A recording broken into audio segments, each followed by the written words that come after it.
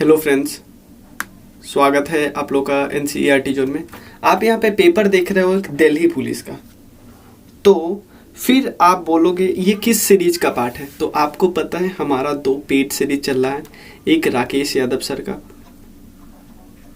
जिसमें हम SSC, CGL, Delhi police जितने भी एग्जाम में आए हुए पेपर है वो डिस्कस करते हैं। उसके अलावा एक और बुक हम डिस्कस करते हैं, लुसेंट ऑब्जेक्टिव। तो इसको मान लीजिए राकेश यादव सर के बुक का एक्सटेंशन है, ठीक है ना, क्योंकि उनमें उनके बुक में दिया हुआ है 2017 तक का क्वेश्चन पेपर। क्लियर। तो हमने, क्योंकि आपको हमें 2018, 19, 20 कहीं ना कहीं से तो करना है, तो हम एक और बुक उठा रहे हैं जिसमें ये सब है, क्योंकि ये आपका बस इसमें का एक्सटेंशन है। आपको इसमें इसी सीरीज में आपको मिल जाएगा 2018, 19, 20। तो कौन कौन सा पेपर इसमें हम डिस्कस करते हो आप देख लिए। दिल्ली पुलिस, स्टेनोग्राफर, उसके अलावा CHSL वाला हम डिस्कस करते हैं, और उसके बाद CPO डिस्कस करेंगे। उसके बाद CGL एग्ज़ाम 2019, 2018 वाला। उसके बाद CPO एग्ज़ाम 2018 वाला, CHSL वाला 2018 वाला, MTS डिस्कस करना है हमें 2018 वाला, और SSC 2019। मतलब सारा पेपर ऑलमोस्ट, बहुत सारा इसमें पेपर है।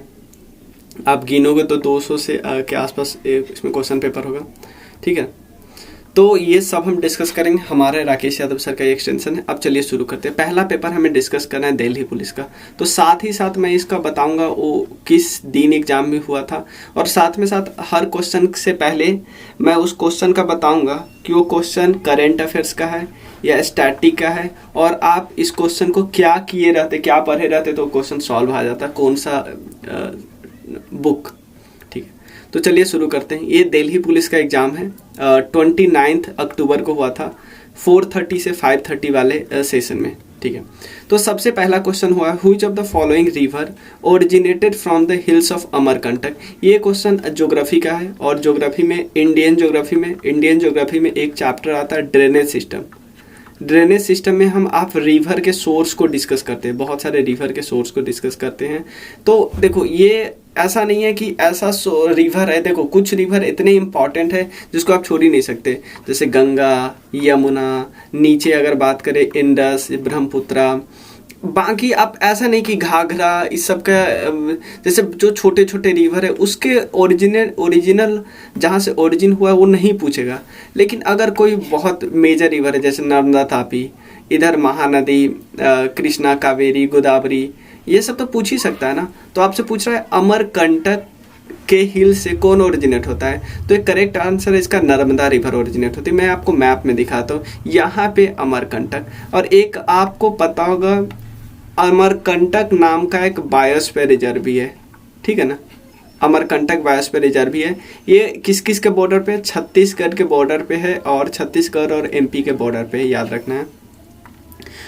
क्लियर। यहाँ से अब कुछ और इन्फॉर्मेशन यहाँ पे डिस्कस कर लेते हैं। यहाँ पे है, यहाँ के आसपास है अरावली, क्लियर, अरावली, और यहाँ पे है बिंदेन, यहाँ पे सतपुरा। तो आपसे सिंपल पूछा जा सकता है कि नर्मदा भाई बताइए किस किस के बीच में, बिंदेन और सतपुरा के बीच में है, और सतपुरा और यहाँ पे एक अजंता है, इसके बीच में बहती है तापी, ठीक है ना।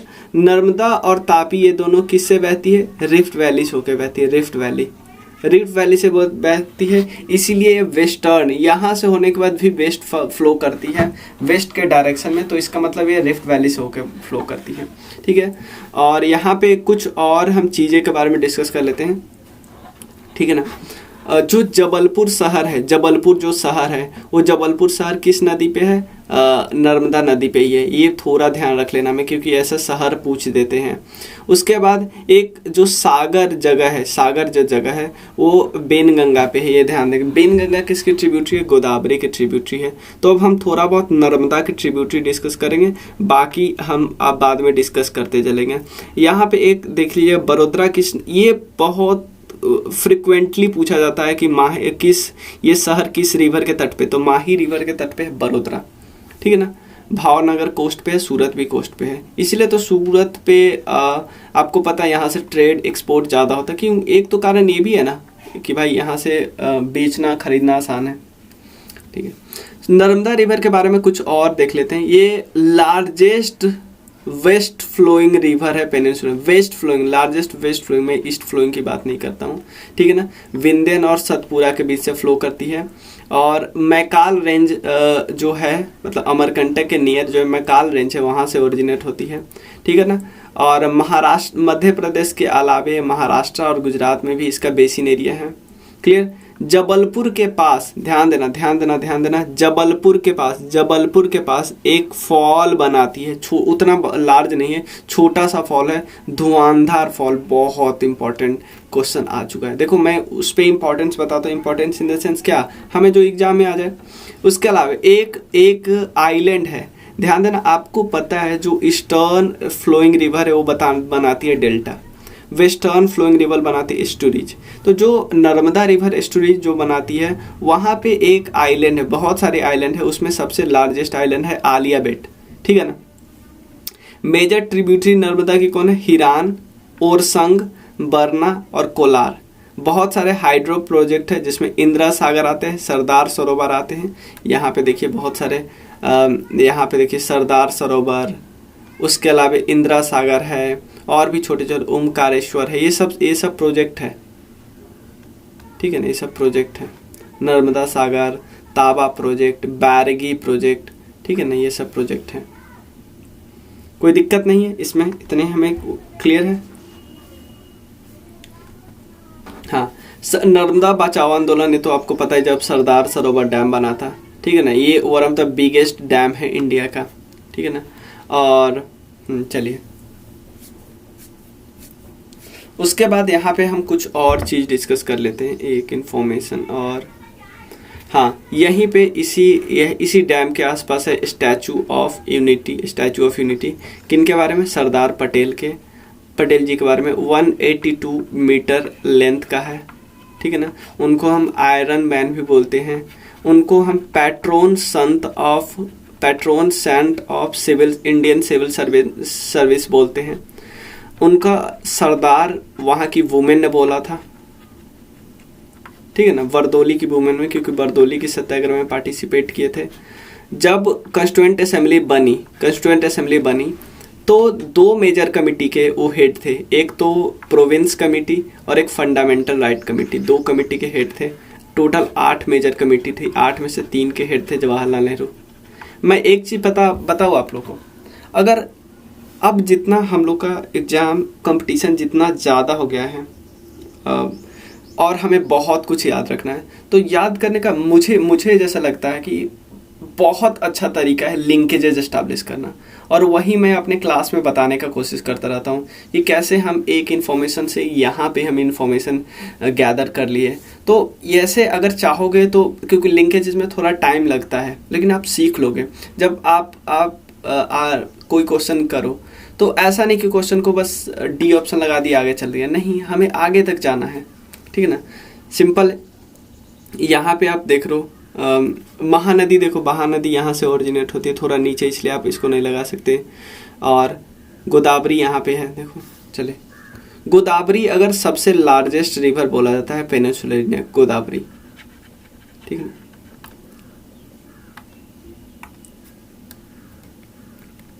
नेक्स्ट है, dash is a collection of different ecosystem that have similar ecosystem that have similar climatic, ध्यान देना सिमिलर क्लाइमेटिक कंडीशन है। आपको बोलोगे भैया क्लाइमेटिक कंडीशन का मतलब मुझे नहीं पता, समझ लो वहाँ पे प्रेशर, टेम्परेचर, रेनफॉल, मतलब सिंपल 2 चीज़ की बात कर रहे हैं, टेम्परेचर और रेनफॉल, वो दोनों सेम होते हैं, ऑलमोस्ट सेम। तो सिमिलर क्लाइमेटिक कंडीशन में क्या होगा, क्लाइमेट के जो फैक्टर होंगे, क्लाइमेट के फैक्टर कौन कौन होते हैं, टेम्परेचर और रेनफॉल होते हैं, 2 ही तो होते हैं। तो डिफरेंट इकोसिस्टम है। और सिमिलर क्लाइमेटिक कंडीशन में एक डैश, ये कलेक्शन मतलब पूरा एरिया है। आप खुद सोचो, बीच तो भाई क्या मतलब, कैसी बात करते हैं, बीच का मतलब तो बीच तो वो प्लेस होता है ना, बीच तो जस्ट सी और कॉन्टिनेंट के बीच का प्लेस होता है, एडजॉइनिंग पॉइंट होता है जो सी और कॉन्टिनेंट के बीच का। वेजिटेशन तो नहीं है, बायोम होता है, बायोम में हम देखते हैं ऐसे, देखो सेम टाइप का वेजिटेशन एक साथ है, अब खुद सोचो, अब ये हम बात करें ऊपर जा रहे हैं मतलब ऊपर in the sense higher latitude पे जाते हैं तो क्या होता है, टेम्परेचर डिक्रीज होता है। तो आप देख रहे हो पहले रेन फॉरेस्ट मिलता था, टेम्परेचर डिक्रीज होता है, फिर टेम्परेट फॉरेस्ट, टाइगा, टुंड्रा, ये सब हमें पता है, ठीक है। तो इन सब को हम एक बायोम बोलते हैं, पूरा रेन फॉरेस्ट।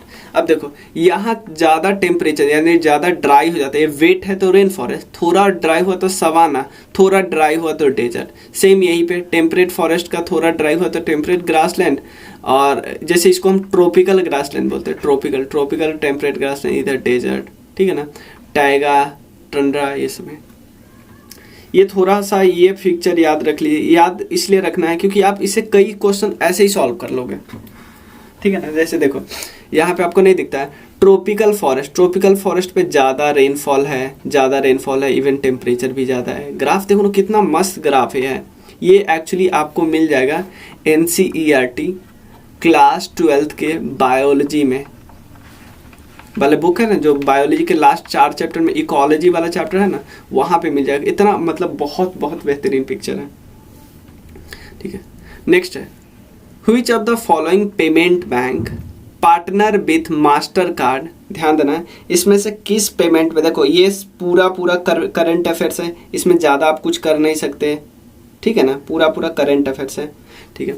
अब देखो इसमें से which of the following payment bank आपको पता है, पेमेंट आपको क्रेडिट करना पड़ता है, जैसे आपको पेटीएम वगैरह जो यूज करते हैं, पेटीएम पेमेंट बैंक, तो ठीक है वो भी एक टाइप का बैंक का ही काम करता है, लेकिन आप उससे क्रेडिट नहीं ले सकते, ये सब है, ऐसा होता है ना। पार्टनर विथ मास्टर कार्ड से, ताकि वो वर्चुअल और फिजिकल डेबिट कार्ड अप्रैल 2020 से दे सके। तो इसमें से किस पेमेंट बैंक ने ऐसा किया है मास्टर कार्ड के साथ मिलके, किस पेमेंट बैंक ने मास्टर कार्ड से मिलकर ये सब काम किया है? ये है पेटीएम पेमेंट बैंक। तो ये करंट अफेयर्स का है, ठीक है ना। देखो ये क्वेश्चन आ जाएगा आपको इकोलॉजी, एनवायरनमेंट एंड इकोलॉजी, ठीक है। थर्ड आ गया करंट अफेयर्स। फोर्थ स्केलेबल और स्केलेबल है, scalable or open grass container which contains soil and plant which can be open for maintenance to reach the plant inside them, they are known as। इस picture को आप देख सकते हो ऐसे, जो आपको ये दिख रहा है, ये सील किया होता है और ऐसे मिलते हैं, ये ग्लास वगैरह में होता है। फिर आप इसको अगर आपको इसका मेंटेनेंस करना तो इसको लॉक को तोड़ते हो, मतलब खोलते हो। यही तो पूछे हुआ था यही क्वेश्चन पूछे हुआ था, मैं दिखाता हूँ A1 से। यही क्वेश्चन पूछे हुआ ना, सीलेबल मतलब सील होता है, या ओपन ग्लास कंटेनर भी होता है, जिसमें सॉइल और प्लांट आप रखते हो, और उसको अगर कोई बंद है, ओपन है तो कोई दिक्कत नहीं है, लेकिन अगर बंद है तो उसको ओपन करते हो मेंटेनेंस के लिए, जो और मेंटेनेंस वहाँ तक पहुँच सके जो प्लांट उसके अंदर है। इसको हम क्या बोलते हैं? टेरारियम बोलते हैं, ठीक है ना, टेरारियम। और जो पानी वगैरह साथ मछली वगैरह होता है एक्वेरियम बोलते हैं। तो ऐसे देखो, ऐसे टॉपिक हमें याद करने होते हैं बायोलॉजी में, ठीक है ना। तो ये बायोलॉजी से आपको कवर हो जाएगा, प्लांट वाले चैप्टर से, ठीक है। देखो ये तो सिंपल आपको इंडियन नेशनल मूवमेंट से रिलेटेड है, ठीक है। क्रिप्स मिशन आया था इंडिया में, ताकि वो सपोर्ट कर सके इंडियन पॉलिटिकल ग्रुप्स को, ठीक है ना। किस साल आया था? तो क्रिप्स का मेन पता है क्या काम था? 1942 में आया था, मैं बता रहा हूँ। वर्ल्ड वॉर 2 में ब्रिटिश की बहुत हालत ख़राब हो गई थी, तो बार बार उनके ग्रुप वाले उनको बार बार बोलते थे कि तुम जाओ, तुम वहाँ उसको भेजो, अपने किसी बंदे को भेजो ताकि जाके बात कर सके।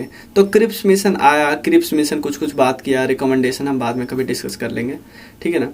और क्रिप्स मिशन एक्चुअली बाद में भी क्रिप्स मिशन, क्योंकि आपको इससे पता है क्रिप्स मिशन से पहले 1940 के आसपास ही अगस्त ऑफर मिला था। अगस्त ऑफर का मतलब था कि आप कॉन्स्टिट्यूएंट असेंबली बना सकते हो, लेकिन क्रिप्स मिशन से हम लोग का एक ही प्रॉब्लम था, हम चाहते थे कि अब कुछ ना कुछ अब हम सीधा इंडिपेंडेंस से कम की बात मानेंगे ही नहीं। तो क्रिप्स मिशन आया था, इसी के बाद तो क्विट इंडिया मूवमेंट हुआ था ना, ठीक है ना। ये बैरिस्टर थे ब्रिटिश के लेबर पार्टी का। सबको लगा कि ये काम कर सकते हैं, लेकिन इनसे नहीं हुआ काम, ठीक है ना। यही वर्ल्ड वॉर 2 के समय क्रिप्स मिशन आए थे। कारण क्या था? क्योंकि ब्रिटिश लॉस कर रहा था, जापान थ्रेट कर रहा था कि जापान इंडिया तक पहुंच जाएगा। ब्रिटेन को परसुएट कर रहा था उसके एलाइज कि भाई इंडिया से आप लो, ठीक है ना। एम्परर अशोका रूलर थे किस किंगडम के? तो आपको पता है स्टार्टिंग में कौन कौन से किंगडम थे। हर्यांक, अगर बात करें मगध डायनेस्टी की, मगध तो आप याद रखना, हर्यांक डायनेस्टी, शिशुनाग, ऐसे ही आप याद करो। उसके बाद आते हैं नंद, उसके बाद आते हैं मौर्य, सुंग वगैरह सब आते हैं बाद में। तो ये किस डायनेस्टी के बिलोंग करते थे? मौर्यन डायनेस्टी। मौर्यन डायनेस्टी के राजा कौन थे? सबसे पहले बिंदुसार, ठीक है ना। सबसे चंद्रगुप्त मौर्य, बिंदुसार, अशोका, क्लियर। बृहद्रथ वगैरह आए थे बाद में, ठीक है ना। तो ये मौर्यन डायनेस्टी, ठीक है। मौर्यन डायनेस्टी का एक बहुत सारे मतलब डिस्प्यूट है सोर्सेस में कि इनका ओरिजिन का, कुछ लोग क्षत्रिय बोलते थे, कोई बोलते थे मौर्य वंश से आए थे, जो कि एक शेड्यूल मतलब एक एसटी हुआ करते थे, ये सब। नंबर ऑफ पब्लिक सेक्टर, ये तो बिल्कुल करंट अफेयर्स है, उस समय न्यूज में था, ठीक है ना। तो ये बिल्कुल ऐसी एंशिएंट हिस्ट्री से है।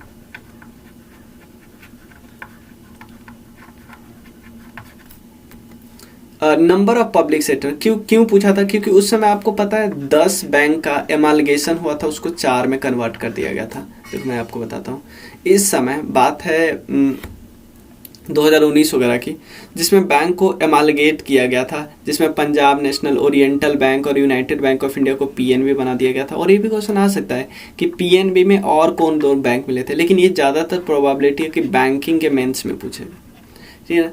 PNB, oriental bank of commerce और united bank of India, clear. उसके बाद कैनरा और सिंडिकेट बैंक मिल गए के कैनरा बैंक बनाए थे, कैनरा और syndicate bank. Union bank of India, Andhra bank और कॉर्पोरेशन बैंक मिलके यूनियन बैंक ऑफ इंडिया बनाए। इंडियन बैंक कौन कौन मिलकर बनाए? इंडियन बैंक और इलाहाबाद बैंक, ठीक है, समझ में। PNB, oriental bank of commerce और यूनाइटेड बैंक ऑफ इंडिया मिलके पीएनबी। कैनरा और सिंडिकेट मिलके कैनरा। यूनियन, आंध्रा और कॉर्पोरेशन, यूनियन, आंध्रा और कॉर्पोरेशन, ये यूनियन, इंडियन और इलाहाबाद मिलके इंडियन। लेकिन इससे पहले कुछ और बैंक मर्ज हुआ था, जैसे यहाँ पे आप देख सकते हो विजया बैंक, देना बैंक और बैंक ऑफ बड़ौदा मिलके। और उसके बाद इससे पहले, इससे कुछ समय पहले स्टेट बैंक अपने 5 एसोसिएट प्लस 1 भारतीय महिला बैंक को मिला लिया था। तो ये 7 पहले ही 1 हो गए थे, ये 10 अब 4 हो गए थे, ये 1 हो गए थे। तो और अब टोटल कितने बचे? टोटल बचे 12। सबसे ज़्यादा किसका कैपिटल है? सबसे ज़्यादा एसबीआई, फिर पीएनबी, फिर बैंक ऑफ बड़ौदा, 3 का याद रखना। When did Constituent Assembly adopt the Indian Constitution? सबसे पहले हमें ये पता होना चाहिए Constituent Assembly बैठा कब था? 9 दिसंबर 1946। किस प्लान के तहत? कैबिनेट मिशन प्लान के तहत। कैबिनेट मिशन प्लान के तहत सबसे 9 दिसंबर को जब बैठा गया था, तो उस समय प्रेसिडेंट कौन थे? उस समय प्रेसिडेंट थे सच्चिदानंद सिन्हा, लेकिन ये थे टेम्पररी प्रेसिडेंट, इंटरिम प्रेसिडेंट थे। 11 दिसंबर को परमानेंट प्रेसिडेंट बनाया जाता है किनको? राजेंद्र प्रसाद जी को। बीएन राव जी थे कॉन्स्टिट्यूशनल एडवाइजर, ठीक है ना। तो अब पूरा कॉन्स्टिट्यूशन तैयार हो जाता है पूरा 26 नवंबर 1949 को, क्लियर, 26 नवंबर 1949 को। लेकिन पूरा इम्प्लीमेंट, आपसे सिंपल अडॉप्ट पूछ रहा है, आपसे ये नहीं पूछ रहा कि कब से इन्फोर्स होना शुरू हुआ। तो जब इन्फोर्समेंट हुआ 26 जनवरी 1950 से। देखो आप कंफ्यूज हो सकते थे, लेकिन ऐसा कोई ऑप्शन नहीं। देखो कितना आसान ऑप्शन बना है कि अगर आप में से कुछ कंफ्यूज भी होता तो इस ऑप्शन को लेकर कंफ्यूज हो गया, लेकिन जो ये ऑप्शन दिया ही नहीं है, ठीक है। 26 जनवरी, इसको हम कॉन्स्टिट्यूशन डे भी मनाते हैं और इसको हम इवन लॉ डे भी मनाते हैं, लॉ, ठीक है ना। और एक और चीज़, इसको हम ऑब्वियसली रिपब्लिक डे मनाते हैं, ठीक है ना। और ये 26 जनवरी क्यों दिया था? क्योंकि आपको पता है 1929 में लाहौर सेशन हुआ था, वहाँ पे जवाहरलाल नेहरू ने बोला कि अब हम अगले साल से, क्योंकि 2019 में मीटिंग में बोला कि अगले साल को 26 जनवरी को हम पूर्ण स्वराज डे मनाएंगे और उसके बाद हर साल हम इंडिपेंडेंस डे मनाएंगे 26 जनवरी 1930 से लेके आगे तक। तो आप बोलोगे 26 जनवरी क्यों नहीं दिया? फिर 26 जनवरी क्यों नहीं दिया? क्योंकि हम तो चाहते थे 26 जनवरी ही मिले, लेकिन हमें आज़ादी दे दिया गया 15 अगस्त 1947 को। किसके द्वारा? उस समय माउंटबेटन थे, माउंटबेटन, क्लियर, माउंटबेटन। तो माउंटबेटन ने 15 अगस्त क्यों रखा? 15 अगस्त इसलिए क्योंकि 15 अगस्त को जापान ने सरेंडर किया था किसके सामने? ऑब्वियसली एलाइड फोर्स के सामने, ठीक है ना। और 15 अगस्त क्यों? आप बोलो कि आप तो बोले थे कि 2 बार बम गिराया गया था, एक बार 6 अगस्त और एक बार 9 अगस्त को, लेकिन सरेंडर के कब किया? 15 अगस्त। तो हाँ, कोई दिक्कत नहीं है, बम गिराया गया, बाद में सरेंडर किया, न्यूक्लियर बम गिराया गया था, ठीक है ना। अब दोनों का कोड नेम भी आपको पता है, एक का था लिटिल बॉय और एक का था फैट मैन, ठीक है। हिरोशिमा और नागासाकी, पहले हिरोशिमा फिर Nagasaki. In which of the following year in the Lahore, देखो ये थोड़ा ये अजीब लिख दिया हुआ है, सिंपल समझो ना। ये पता नहीं, ये मुझे लगता है जो टाइपिंग करवाते हैं ना, जो टाइपिंग जो करवाए हैं वो गलत लिख दिया है। किस वर्ष में भारतीय राष्ट्रीय कांग्रेस के लाहौर अधिवेशन में कांग्रेस जवाहरलाल नेहरू के अध्यक्ष में चयन किया गया? ऑब्वियसली लाहौर सेशन में रबी रिवर के किनारे पूर्ण स्वराज की बात की थी, ये 1929 में, ठीक है ना। 1928 में आपको पता है 1928 में क्या किया गया था? 1928 में नेहरू रिपोर्ट आया था, नेहरू रिपोर्ट। 1925 में इम्पोर्टेंट भाई, बेलगांव में गांधी जी बैठे थे, प्रेसिडेंट थे बेलगांव में, गांधी जी पहली बार प्रेसिडेंट बने थे। 1934 में सुभाष चंद्र बोस, ठीक है। नेक्स्ट,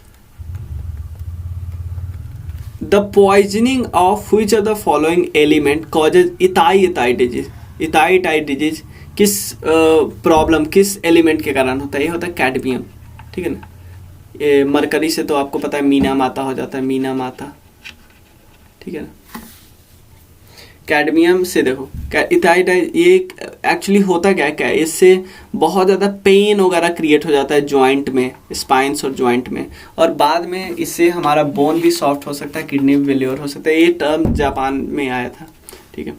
और ये बिल्कुल आपसे क्वेश्चन पूछा जाएगा, ये क्वेश्चन मैंने कराया है बायोलॉजी में, लूसेंट में डिजीज वाला चैप्टर है ना, उसे क्लियर हो जाएगा। बाकी देख लेते हैं, ये तो वही है, ये तो लूसेंट से कवर हो जाएगा, ये भी लूसेंट से कवर हो जाएगा, ठीक है। ये तो आप करेंट अफेयर्स में, ये तो फोकस न्यूज़ था, इसमें तो कोई दो मत ही नहीं है।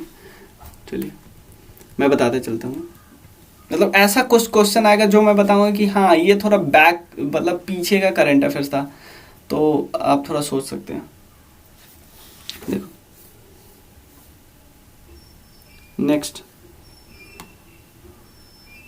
इन 11th क्वेश्चन है, who won the 48 edition of annual event of world open online chess tournament? ध्यान देना, ऑनलाइन चेस टूर्नामेंट हुआ, ऑब्वियसली आपको ऑनलाइन ही हो रहा था। 48 एडिशन हुआ एनुअल इवेंट किसका?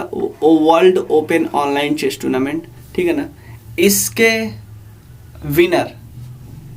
इसके विनर कौन थे, ये आपको याद रखना है। बताइए, ये तो क्योंकि करंट अफेयर्स का है, इसके विनर है पी इनियन, ठीक है ना। ये इंडियन ग्रैंड मास्टर है, ठीक है ना। और ये इन्होंने टॉप पे फिनिश किया, पी इनियन। तो ये करंट अफेयर्स का न्यूज़ था। करंट अफेयर्स में जो स्पोर्ट्स वाला होते हैं वो, according to which of the following articles the Supreme Court of India has authority to review any decision or order by the Parliament? ध्यान देना, यहाँ पे क्या लिखा हुआ है, आर्टिकल 135 में रिव्यू ऑफ जजमेंट और order by supreme court review, देखो या तो अपने जजमेंट का रिव्यू कर सकते हैं, या तो पार्लियामेंट के द्वारा कोई भी कोई भी चीज़ आएगा उसका रिव्यू करना। तो 137 में रिव्यू की बात करते हैं, ठीक है ना। और देख लेते हैं 135 है, इसका क्या है, jurisdiction and power of federal court under existing law to be exercisable by supreme court. मतलब फेडरल कोर्ट को जो पावर मिला है वो सुप्रीम कोर्ट को मिला है, क्लियर। 143 क्या है कि पावर ऑफ प्रेसिडेंट की सुप्रीम कोर्ट से कंसल्ट कर सकते हैं, ठीक है ना। और 235 है कि जो सुप्रीम कोर्ट है वो कंट्रोल कर सकते हैं सबऑर्डिनेट कोर्ट को। देखो अब यहाँ पे ये तो सिंपल, ये तो आपको ये भी हो जाएगा लूसेंट से, ठीक है। Next, which of the following is most abundant और lightest gas found in the universe. हाँ, हम बिना देखे दुखे ये सीधे नाइट्रोजन लगा देंगे, लेकिन ये गलत है, क्योंकि नाइट्रोजन हम भूल जाते हैं कि नाइट्रोजन सिर्फ और सिर्फ हम बात करते हैं 78% वो हमारे एटमॉस्फेयर में है भाई। एटमॉस्फेयर, हम नाइट्रोजन बोल देते हैं फिर ऑक्सीजन बोल देते हैं, ऐसा नहीं है। हम यहाँ पे बात करें भाई पूरे के पूरे यूनिवर्स की बात करें, पूरे के पूरे यूनिवर्स में 90% से ज़्यादा तो हाइड्रोजन है, ठीक है ना। हाइड्रोजन के पास सिर्फ एक इलेक्ट्रॉन होता है, तो हमें पता ही है, ठीक। हाइड्रोजन लाइटेस्ट भी है। देखो आप यहाँ पे एक, जैसे आप दौड़ के लगा रहे थे ना नाइट्रोजन, तो उसमें तो आप भले ही इसको बिना देखे दौड़ के लगा रहे थे नाइट्रोजन, लेकिन आप इस वर्ड को तो देखिए, बताइए। ये आपको, मुझे तो नहीं जच रहा है नाइट्रोजन और लाइटेस्ट, ठीक है। ये अलग बात है, हाँ ये अलग बात है कि ऑक्सीजन से लाइटेस्ट है, लेकिन लाइटेस्ट देखिए ना।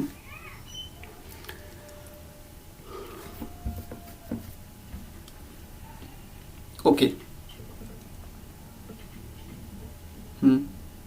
देखो यहाँ पे लिखा हुआ हाइड्रोजन ही मेन एलिमेंट होता है प्लाज्मा जब स्टेट में होते स्टार्स तब। मैरी कॉम इस बार जीती है, पहली इंडियन वुमेन बनी जो गोल्ड जीती है, गोल्ड मेडल 2014 के एशियन गेम में, ठीक है ना। देखो इस क्वेश्चन को आप बोलोगे भैया 2020 में क्यों पूछा, वो कहाँ पूछ रही है कुछ, वो आपसे इस एशियन गेम के बारे में कहाँ पूछ रही है बताओ।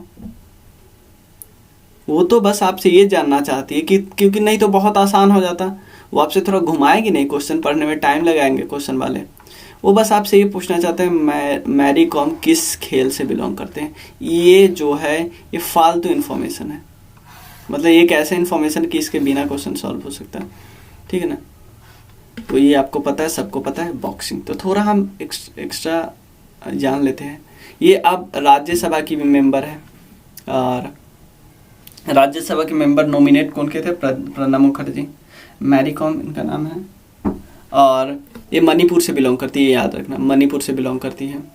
और ये एक्चुअली वेट क्लास इसका एटम वेट और फ्लाई वेट है, ठीक है ना। बहुत सारे रिकॉर्ड जीती है। अब ये इम्पोर्टेंट है, पद्म विभूषण भी इनको मिल चुका है, पद्म विभूषण, पद्म भूषण, पद्मश्री, ठीक है ना।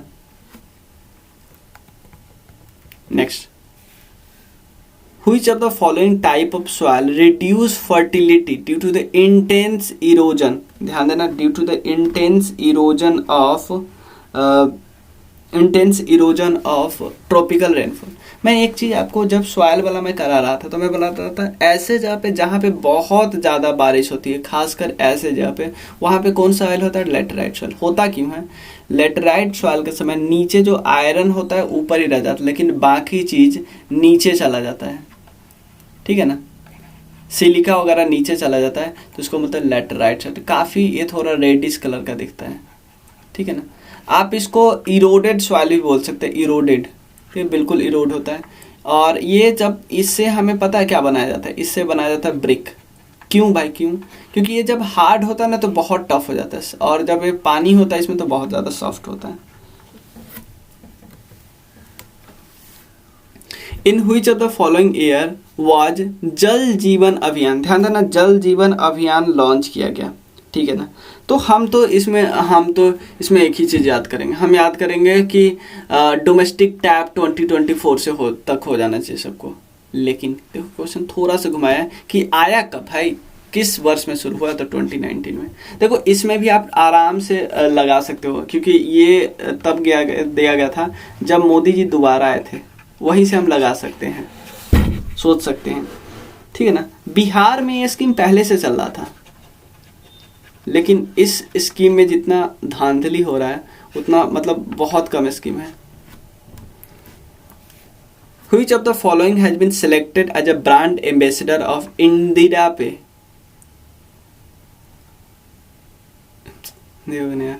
मतलब कुछ भी, मतलब ज़रूरत है इसको आपको करना का उसमें मतलब कि वो ट्रांसलेट करने का। भाई भारत पे पे रहना है तो भारत पे इंग्लिश में भी वो यार नाम है उसको भी ट्रांसलेट कर दे, ठीक है ना।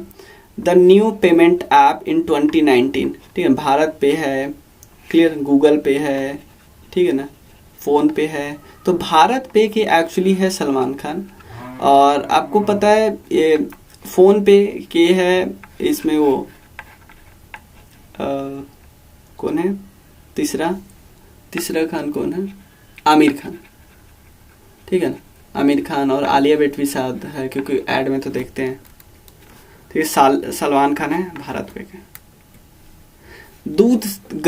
दूध गंगा देखो इस क्वेश्चन को मैं मान सकता हूँ कि आप छोड़ भी सकते हैं, पता है क्यों, अगर आप ये किए नहीं होएगा तो ये इतनी छोटी ट्रिब्यूटरी हम लोग नहीं करते, छोटी ट्रिब्यूटरी हम रिवर के साथ छोड़ देते हैं।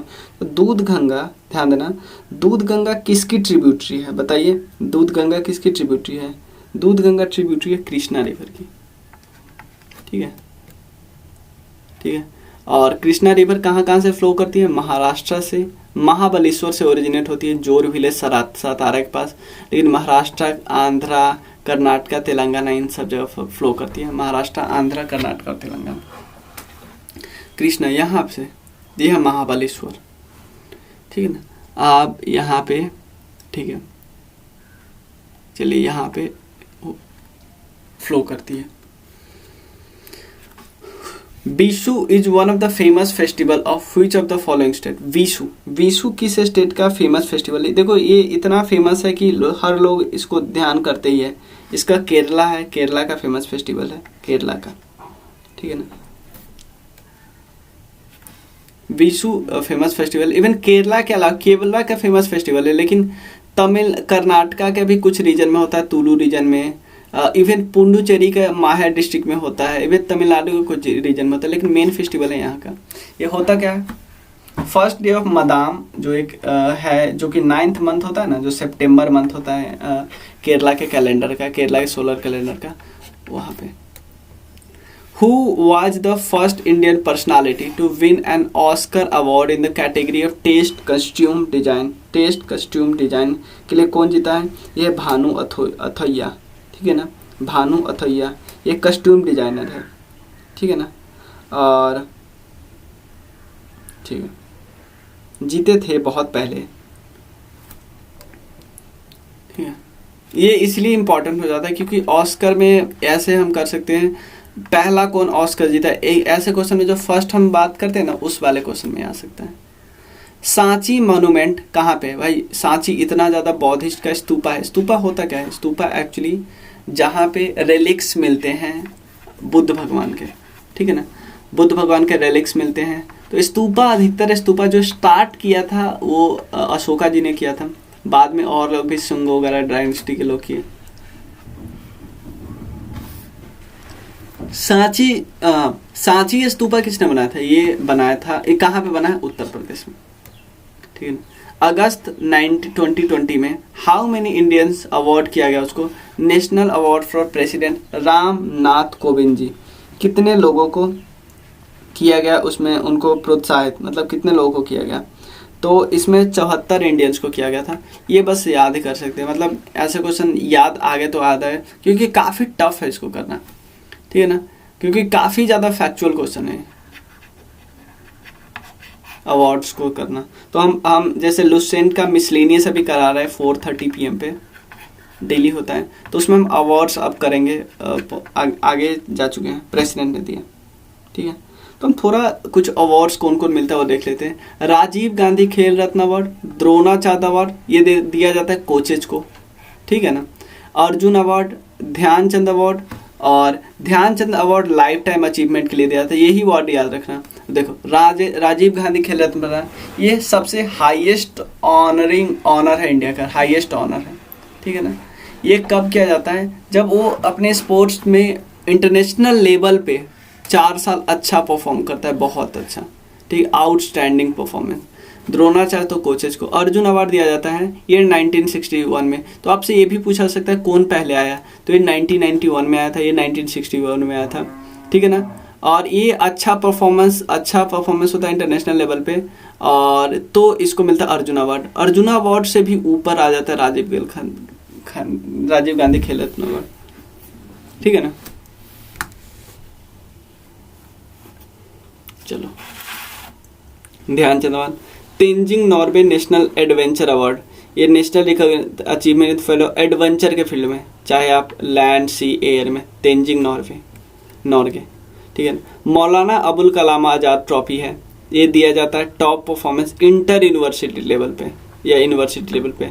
राष्ट्रीय खेल प्रोत्साहन पुरस्कार दिया जाता है कॉरपोरेट एंटिटीज को और इंडिविजुअल को जो अच्छा रोल प्ले करते हैं, राष्ट्रीय खेल प्रोत्साहन पुरस्कार, ठीक है। तो आप देखो यहाँ पे क्या पूछा जा रहा है, वही क्वेश्चन पूछ दिया जो हम अभी बताए थे, ठीक है ना। देखो, which of the following sports awarded the coaches, answer मिल गया, who consistently do excellent and commendable work to enable the player to give excellent performance। भाई कोचेज की बात कर रहे हैं, तो इसमें कोई क्वेश्चन है बताइए। तो आपको ये बता दिया, तो आप देखो राजीव गांधी खेल रत्न अवार्ड, मतलब देखो ये भी परफॉर्मेंस के आधार पे ही है, लेकिन पहले आपको अर्जुन मिलेगा, उसके बाद ही राजीव गांधी मिलेगा, ये ध्यान रखिएगा। द्रोणाचार्य कोच को मिलते हैं, ध्यानचंद लाइफ टाइम अचीवमेंट के समय मिलते हैं किसी भी स्पोर्ट्स में, ऐसा नहीं कि ध्यानचंद हॉकी प्लेयर थे तो हॉकी वाले को नहीं। मौलाना अबुल कलाम आजाद यूनिवर्सिटी और इंटर यूनिवर्सिटी लेवल पर राष्ट्रीय खेल प्रोत्साहन पुरस्कार कॉरपोरेट एंटिटीज को दिया जाता है, ठीक है। और इन्होंने देखो मैरिके लुकास, इनको एक किताब थी, ये यंगेस्ट राइटर बने हैं, इंटरनेशनल बुकर प्राइज जीतने वाले हैं। इनकी किस किताब के लिए, तो किताब का नाम है एक्चुअली यहाँ पे किताब का नाम है द डिस्कम्फर्ट ऑफ इवनिंग, किताब का नाम है द डिस्कम्फर्ट ऑफ इवनिंग। ये करंट अफेयर्स का, इस बार थोड़ी पूछेगा, मैं बता दे रहा हूँ बस इस बार। देखो ना, मतलब ज़रूरी है यार कि आप हर बारी ट्रांसलेट वगैरह करके कुछ गलत ही करें, ठीक है। That is a fixed percentage of total deposit, इसको क्या बोलते हैं, deposit, that bank have to keep with the central deposit। देखो दो टाइप की डिपॉजिट होती है, ध्यान देना, मैं सिंपल आपको बता दे रहा हूँ। ये है बैंक, तो बैंक में आते हैं दो टाइप के पैसा है, एक आते हैं टाइम डिपॉजिट यानी जैसे फिक्स डिपॉजिट वगैरह, एक होता है डिमांड डिपॉजिट, ठीक है। इन दोनों को बोलते हैं net time on demand deposit, net demand and time deposit. जो नेट जो होता है, नेट मतलब इसको भी ऐड कर लो, इसको भी ऐड कर लो, तो बैंक के पास आ गया टोटल 100 रुपये। अब बैंक क्या करेगा, खुश मेरे पास 100 रुपये आ गया, सब लगा देता हूँ, नहीं भाई, अगर आप लगा दोगे, आप अगर कहीं विजय माल्या नीरव मोदी जैसे आदमी को दे दिए, तो हमारे जो इंसान जो पैसा जमा किया तो गया, तो RBI बोलते भाई ऐसा तुम कुछ नहीं कर सकते, तुम जितने भी पैसा आए हैं ना उसका 4% तुम, जैसे अभी 4 नहीं है, अभी 3.25% है, मैं एक लेक्चर में बताया था इकोनॉमी वाले में, RBI के वेबसाइट पे मिल जाएगा, इतना परसेंट मेरे पास आप रख दो, इतना परसेंट आप रख दो कैश के फॉर्म में, कैश। तो CRR RBI के पास रखा जाता है, क्यों, अनएक्सपेक्टेड जो खराब समय आ जाता है बैंक का, तब उसके लिए। सेकेंड, तो इसका मतलब इतना रुपया हो गया तो 96 रुपया आप खर्चा कर सकता है आराम से, नहीं, इसमें से भी ऑलमोस्ट 20% मतलब 18% के आसपास अभी रेट है, वो बैंक को अपने पास रखना होता है। ये भी कैश नहीं, ये कैश, गोल्ड, गवर्नमेंट सिक्योरिटी, तीनों में से आपको रखना होगा, तीनों मिला के रखना होगा, समझ में। इसको बोलते हैं CRR, इसको बोलते हैं SLR, कैश रिजर्व रेशियो, इसका स्टैट्यूटरी लिक्विडिटी रेशियो। इतना तक हम डिस्कस करते हैं, 25 के बाद हम नेक्स्ट लेक्चर में करेंगे। अब मैं एक चीज़ आपको बताता हूँ कि किस लेक्चर का सीरीज का पार्ट है, मैं आपको बता देता हूँ। देखो हमारे पास अभी 2 सीरीज चल रहे हैं, राकेश यादव सर की बुक और लुसेंट का ऑब्जेक्टिव चल रहा है, ठीक है। इसमें हम मॉडर्न हिस्ट्री डिस्कस कर चुके, एंशिएंट हिस्ट्री डिस्कस कर चुके हैं, इसमें हम बायोलॉजी और ज्योग्राफी डिस्कस कर रहे हैं। डेडलाइन तो इसका पता ही है आप लोगों को। अब इन दोनों कोर्स का फ़ी क्या है, इन दोनों कोर्स का फ़ी है 31 अगस्त तक, अगर दोनों बुक लेते हो तो 500, ठीक है ना, 3 अगर एक बुक लेते हो तो 300, और ये वाला सीरीज इसी राकेश यादव सर का पार्ट है, ठीक है। एक और हमारा प्लान आया है नया, जिसमें हम कंप्लीट जीएस कोर्स लाएंगे, जिसमें आपको क्वेश्चन फिर छूटेगा नहीं। 3 बुक का हम लोग यूज कर रहे हैं, एक crown, clear, Lucent general knowledge, और वन लाइनर के लिए जो हमारा आता है कॉस्मोस पब्लिकेशन की महेश बनवाल सर का 6 to 12th NCERT का जिस्ट। तीनों को मिला के उसके अलावा इंटरनेट का फ़ायदा हम लेंगे। जैसे इसमें कोई टॉपिक आया फंडामेंटल है तो उसका हम करंट अफेयर से रिलेटेड न्यूज़ भी उसको डाला करेंगे, ताकि हमारा एकदम एक बहुत अच्छे से प्रिपरेशन हो। तो इसका हमें आज से ये स्टार्ट होने वाला है 25 मार्च से 25 जून। और इसका है अगर पहले 50 स्टूडेंट है आप तो आपको 600 लगेगा, और नहीं तो आपको 1000 लगेगा। अगर ऑलरेडी मेंबर है किसी पर्टिकुलर कोर्स के तो आपको 500 लगेगा, ठीक है ना। बाद में मतलब 50 स्टूडेंट के बाद आपको 900 लगेगा, ठीक है। मिलते हैं फिर। और आपको अगर अच्छा लगता है तो शेयर कीजिए, ज़्यादा से ज़्यादा शेयर बहुत कर सकते हैं आप लोग, और लाइक ज़रूर कीजिएगा, सब्सक्राइब कर लीजिएगा, और शेयर ज़रूर करना, ज़रूर से ज़रूर। आपको लगता है कि फ़ायदा हो पहुंचाने वाला है तो आप ज़रूर शेयर करो। Thank you so much.